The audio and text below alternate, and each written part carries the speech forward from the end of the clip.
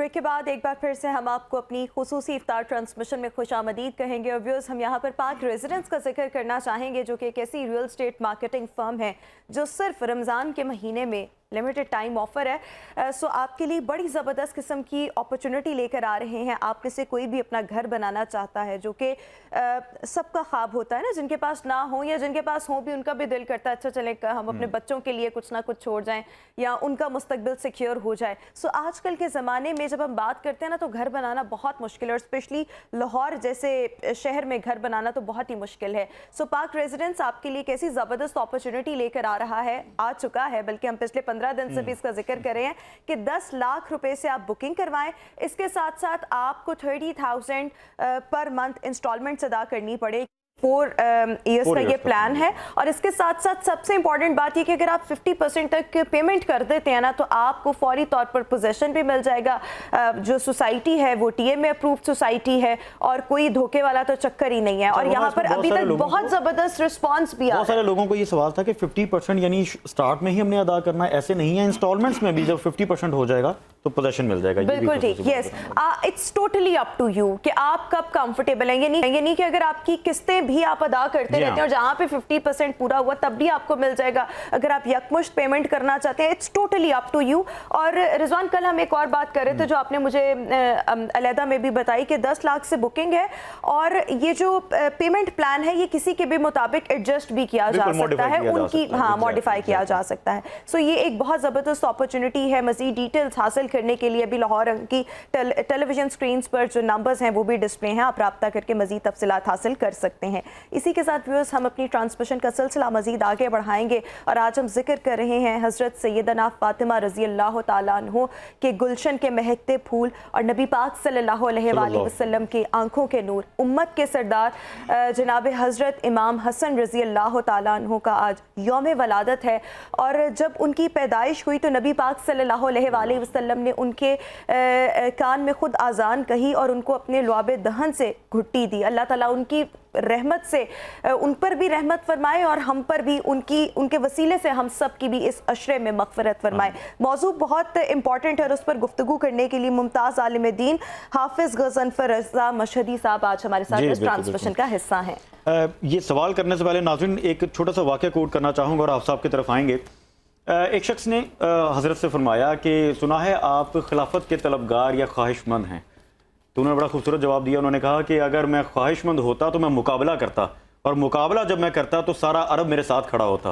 लिहाजा मुकाबला मैंने करना नहीं है, मकसद उम्मत रसूल सल्लल्लाहु अलैहि वसल्लम की हिफाजत करना है, और मैं खिलाफत से दस्तबरदारी इख्तियार करता हूँ। और आज का दौर हम देखते हैं मामूली कुर्सियों के लिए कुछ भी दस्तबरदार नहीं किया जाता, और वो दीन के लिए जी और दीन के लिए क्या क्या कुछ कुर्बान हुआ। इस पर बात करेंगे हाफ़ साहब से। हाफ़ साहब क्या कहेंगे ज़रा, एक तो ये जो मैंने सिलसिला अभी एक वाक़या कोट किया, इस पर क्या रोशनी डालेंगे, और उनकी ज़िंदगी के हवाले से कुछ हम बताएं कि हमें क्या दर्स मिलता है। जी देखें, सब्र व शकीबाई तो इनके घर की बात है, हमेशा सब्र की बात की।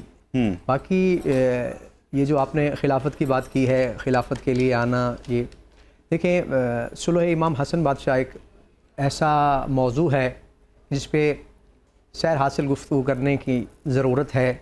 बाज़ लोगों को शक व शुबात होते हैं। सबसे पहली बात यह है कि ये सुलह हुई क्यों इन दोनों फ़रीक़ैन के दरमियान। एक तो पाक रसूलुल्लाह ने इमाम हसन के लिए फरमाया था कि ये मेरा वो बेटा है, सिब्त अकबर है, कि जो 2 उम्मत के ग्रोहों में सुलह का बने। अब यहाँ पे यानी खिलाफत का हकीकी हकदार होना ये एक अलहदा मौजू है।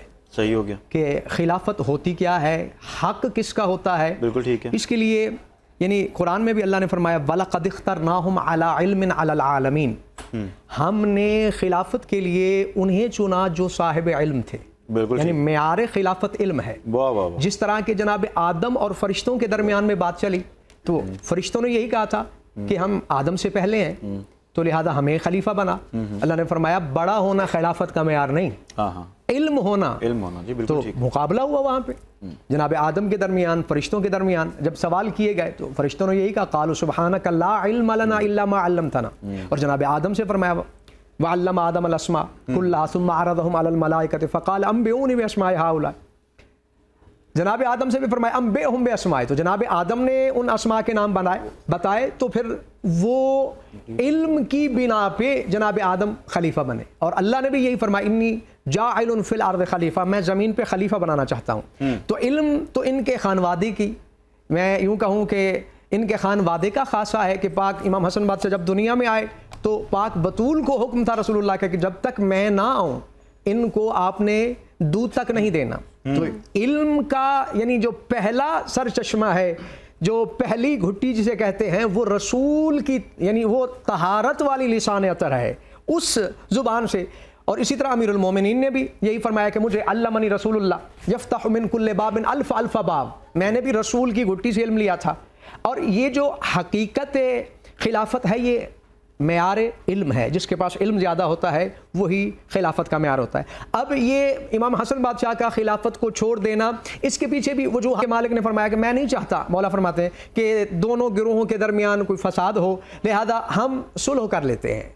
अब यहाँ पे कुछ लोग कहते हैं कि इमाम हसन ने की बैत और सुलह में फ़र्क है। जिस तरह सुलह हुदैबिया पे पाक रसूलुल्लाह ने सुलह की है, बैत नहीं की। अब जो कुफार चाहते थे कि हम ये मनवाएं, सरकार ने फरमाया हमारे और तुम्हारे दरमियान में मुआहिदा है, इस मुआहिदे पे हम पाबंद हैं। इसी तरह हम साल बाद, हालांकि सहाबा किराम ने कहा था सरकार हमारे पास असला भी है, हमारे पास ताकत भी है, कुव्वत भी है, हम अभी, सरकार ने फरमाया नहीं, जो बंदा मन कातला मुआहिदन, अगर वो कोई काफिर जिम्मी क्यों ना हो, अगर कोई मुआहिदा तोड़ता है तो सरकार फरमाते हैं कि आना खासिम हो यौमल क़ियामा, मैं क़यामत वाले दिन उसका दुश्मन होऊंगा। हत्ता के लम यशुम रिहल जन्ना व इन्ना रिहल जन्नत याती मिन 40 आमन, कि जन्नत की जो खुशबू है ये 40 साल की मसाफत से भी आती है।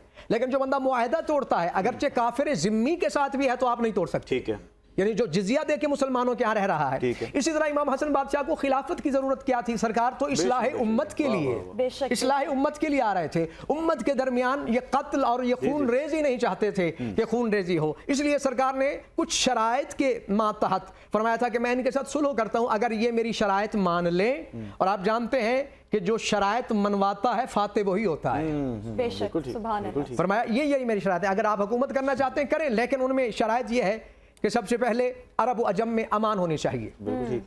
जो आजकल हमारे मुल्क की पहली जरूरत यही है कि वो मुल्क कभी भी कामयाब नहीं होता जिसमें अमन और अमान नहीं होता। जी जी जी, जो बंदा अमन से नहीं है, इसीलिए तो पाक रसूलुल्लाह ने ईसाइयों को, यहूदियों को अपने साथ में, अपने पड़ोस में रहा करते थे, क्या अमन दिया था। बिल्कुल, अमानत जो है ना, ये अमन, ये सबसे बड़ी बात है। और सरकार ने फरमाया मैं अमन चाहता हूँ, कत्ल ना हो।